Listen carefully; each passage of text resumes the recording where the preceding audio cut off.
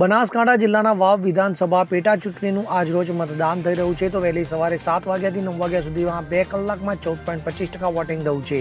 વાવના ભાખરી ગામે ઈવીએમ ખોટકાતા મતદાન પ્રક્રિયા અટકી ગઈ હતી, જોકે મશીન બદલતા મતદાન પ્રક્રિયા ફરીથી શરૂ થઈ હતી.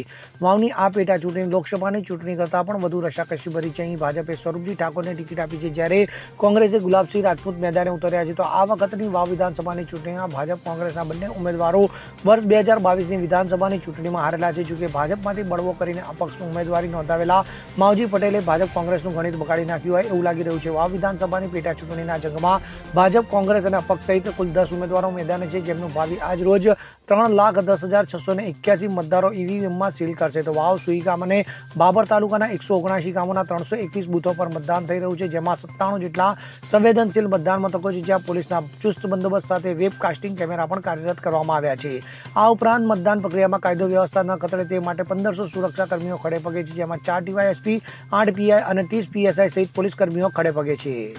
Bureau report CN24 news.